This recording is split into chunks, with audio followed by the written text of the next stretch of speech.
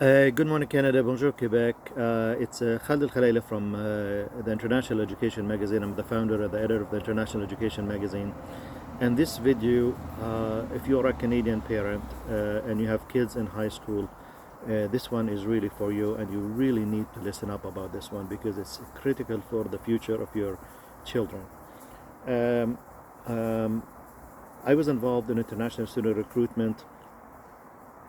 I started with a contract with Sheridan College. Actually, that's a college that I attended for my electronics engineering between 1990 to 1994. Then I did a postgraduate in telecommunication management, uh, and and after that, 1997 I started a business to do student recruitment, and I started the first contract I did with Sheridan College, and we were successfully to bring some students from Dubai for them. And when I started working with some of these tour companies that do college from the United States, I got to deal with and also eventually organizing our own Canadian education exhibition, which is basically bringing universities from all over the world in Toronto to to recruit Canadian students. And we also had another exhibition in Jordan to recruit Jordanian students to go to study.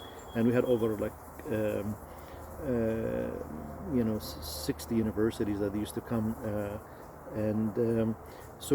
the important part, not the fairs, but what the experience I have learned about what goes on in some of these private high schools. And it's not the first time I speak up about this. Unfortunately, some of the guidance counselors, they have agreement or with some of these private high schools, and when they refer students to some of these hotel management schools, some of these other private universities and colleges, they get a commission for it. And I find that so unethical. I find it, I mean, even for somebody who does, like the student recruitment as a professionally, of course you get paid. We will get paid a commission, but we were not advising, students. It's not our job. We will not have a salaried employee at a private high school or a public high schools, and basically misusing and it's a misuse of the trust. And one time I reported this to the Toronto Star when I was living in Ontario, and the lady was really encouraged to do the report, and then I start following up with her and never heard anything from her. And I think that somebody was not, they don't want to expose this, but I will.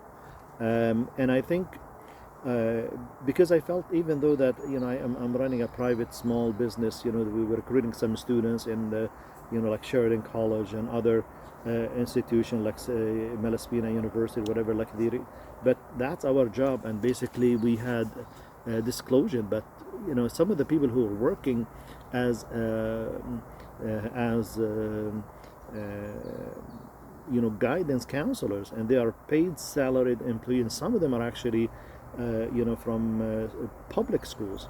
And one time I was speaking with a gentleman in Brampton, and when I had an office actually in Brampton, and he goes, "Yeah, oh well, if we advise students and we get a check at the end of it, it's okay, So those people are, they're unfortunately, because sometimes if you guide the students, like you're ethical about it and advise the students based on their interest, that's fine. Not fine for for a guidance counselor, but if your private company does this for a living, and you advise the students, and that's what we did. We always put the students' interest. We had students from Korea, from Canada, from Jordan, from Dubai, from Nepal, and basically find the best interest for the students and then help them. And the university used to pay us a commission because that's the only way we're going to make our money, because we didn't charge the students anything. But for a guidance counselor who are having a salary from the government or from the school board or even some of the private schools, to refer students just because they're getting an extra commission, I find that very, very unethical. And I think that goes in private Canadian high schools and public high schools in Canada. And also I've seen it in other schools in the Middle East and other countries, and I find it very, very unethical. And I think the parents have to be extremely careful, and especially when you should ask, a very simple question if you're a Canadian parent, to the guidance counselor, if you're referring students to any university or colleges overseas, are you getting paid a commission for this referral? Because if he does, that's very unethical, and I would question their advice or the genuineness of the advice. This is obviously, for me, that the young kids, 16, 17-year-old kids, they're trusting. And, I came here to Canada as an international student. I was 19 years old. I finished my high school in Dubai, or United Arab Emirates. And I came to go by myself, so it was really like, you're not mature enough, to deal with these issues. So that's why the parents and people who are in charge, and I was really quite disappointed by the Toronto Star and not to report about this. I think we're going back about 20 years ago, and I've tried with other. Unfortunately, I find with the Canadian newspaper like the Globe and Mail, the Toronto Star, even the CBC, they're really controlled, and I don't think so. They're fully, putting the public interest on hand here. I tried even with this is a side talk with the CBC so many times about like when I got targeted by ambassadors and staff of the Canadian Ministry of Foreign Affairs, and also they're asking about my religion, if I was a Christian or a Muslim, and the discrimination that followed.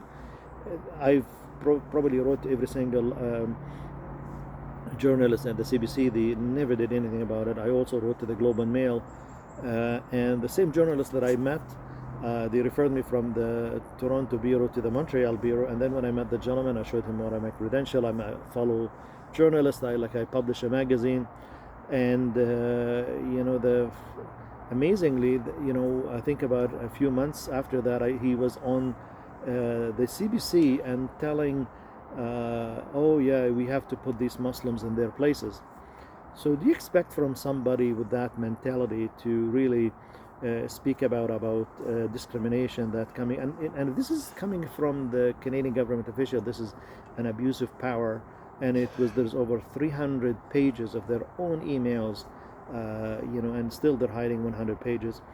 But this is a side story, but I tell you, I have very little trust in Canadian journalism, especially in the Toronto Star and the Globe and Mail and the CBC. I'm just dealing with them because I had experience with them. I'm not accusing anybody else, but based on my experience with them, they definitely, I think with the CBC for sure, it's a mouthpiece for the government. And look what they did during COVID. They don't report certain things. When the genocide happened in Gaza, they don't call it what it is. But anyways, I guess, so unfortunately the Toronto Star chose not to report on this. But as somebody, I worked in this business for 27 years, so nobody can come and claim. And I worked as a recruiter. I worked as a organizer for International University Fair in Canada, the Middle East. And I find it a real problem, and it's very unethical from some of these guidance, not all of them, some of these guidance counselors, that, as a Canadian parent, you have to be extremely careful, especially if your son goes to private schools, to make sure that whoever referring your kids to certain universities overseas, make sure that they're not being referred for a program they may not like, whatever, because just the guidance counselor is getting commission out of it, it's a problem that it have to be addressed, and I hope whoever hear this message, you can forward this video to, because these are young kids, non-suspecting, and for them to waste 2 years or 3 years or 4 years of their life, an incredible amount of money that their parents or they have to pay for this, it's really, really unfair. And I think for me as a journalist, but also as a business person, to find something this unethical, we have tried to report it 20 years ago to the Toronto Star and other venues. Unfortunately, they chose not to do it. But even as a publisher of the International Education magazine, I will write a major feature in our 25th anniversary edition this year to expose this type of unethical practices at guidance counselors' offices in Canada and overseas as well. It's the same problem. I mean, some of these private schools in Europe and the US and other countries, they're really corrupting this industry because they're offering those guidance counselors money to refer students to them.